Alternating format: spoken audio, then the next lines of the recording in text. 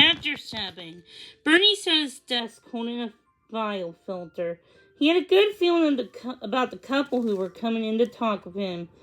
All indications were that they were smart, kind, and well established. They might turn out to be the perfect foster parents for Andy and Bruce. Bernie looked up to see that the prospective parents had arrived. He added punchable,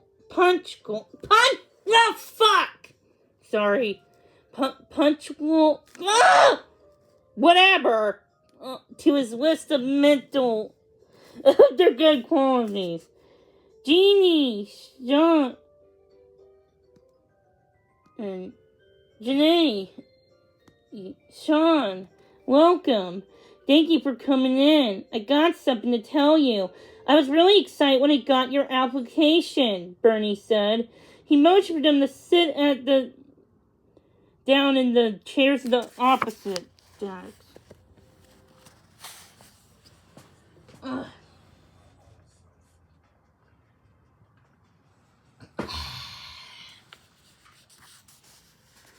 Well,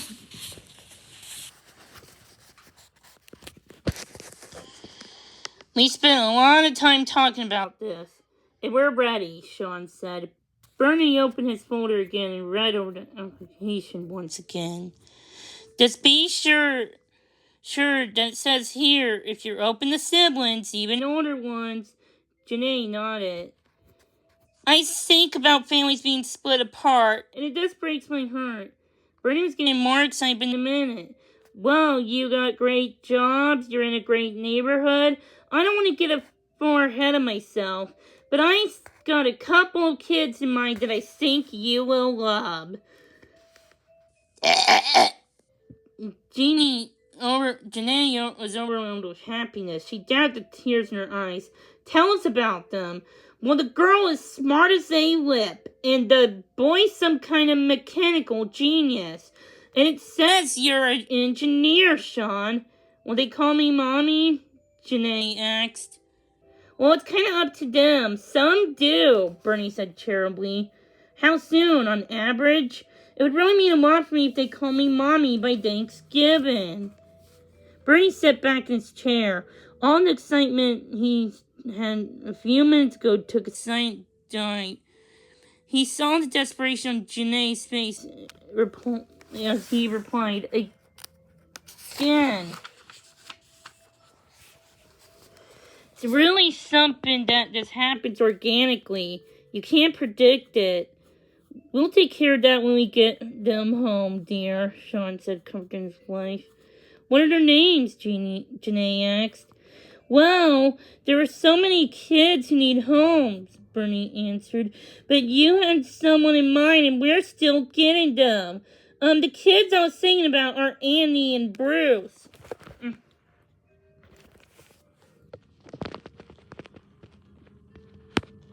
Yes, you know, adoption is a really long progress, and Andy and Bruce... Janae said, cutting him off. Do you think they're too old to change their name? At that point, Bernie was certain he couldn't leave Andy and Bruce at the hands of this couple. Maybe a little, he said curtly. Sorry, sweetheart. He has to say that, Sean said. He's a government employee. He can get in trouble if he makes a promise. You know how it is. Bernie knew that this was not going to work out the way he hoped. He stood over, signaling the meeting was over. So what's next? Sean asked. I'll be in touch, Bernie said, but as soon as they were gone, Bernie tore their file in half and threw it into the trash can. The next weeks were a blur for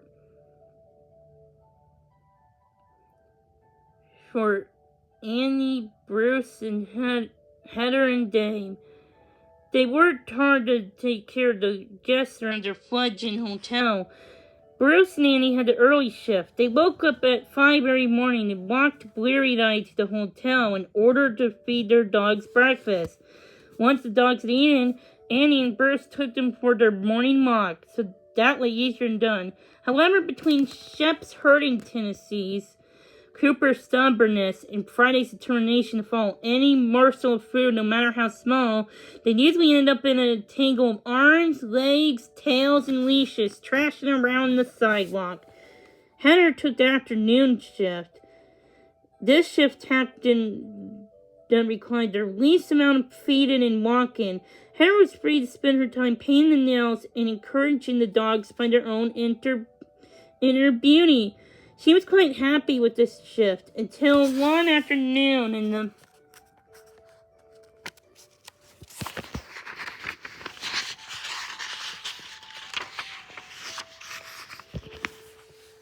middle of a relaxing pedicure, she caught Cooper chewing on one of her new, beautiful, strappy standards.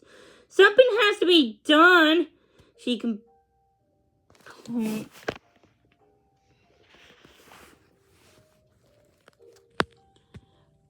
to Annie and Bruce. The summer sale season is upon us, and I just lost my lucky pair. Oh, Heather, I'm sorry, Andy said, but you know how it is with dogs. A few shoe casualties are to be expected. Bruce, however, was a little more sympathetic. After a few days of tinkering, he unveiled his latest invention, a chew toy vending machine packed with all sorts of shoes, boots, and slippers.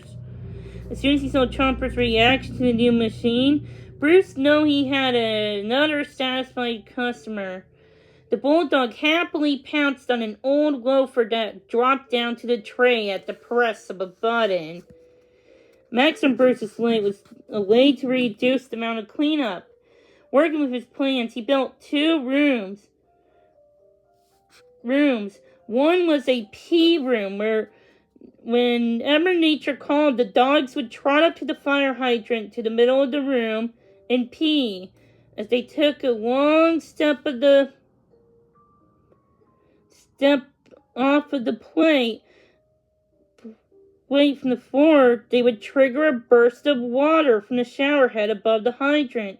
The hydrant then washed clean and was ready for the next dog. The next room was the poop room.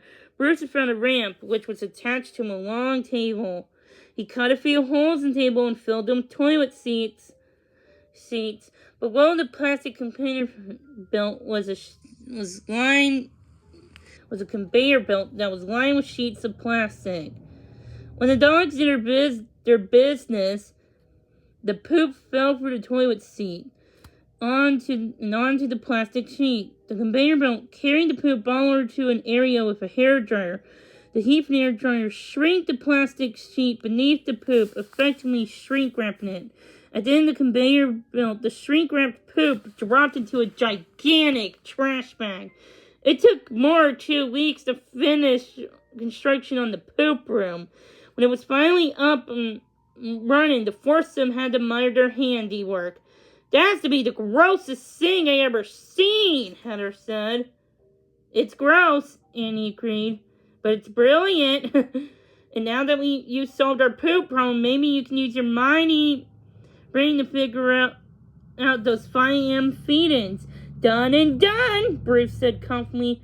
2 days later, Bruce rolled over, shielding his glance from the early morning sun. He glanced at the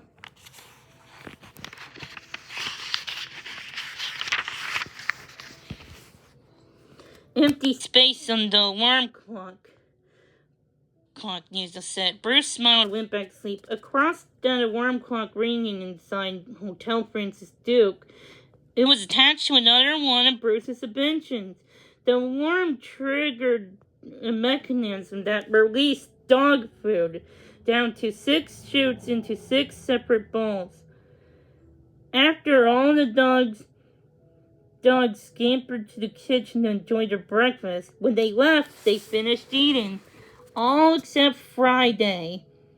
Friday cocked his head as his ears perked up to look at the alarm clock string that was attached to the food machine. It was almost too easy.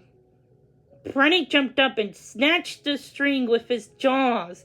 The movement triggered the alarm clock and tripped the switch onto the machine ball, causing food to fall down into the waiting balls. Freddy barked happily. He could enjoy 6 more breakfasts before his lunch.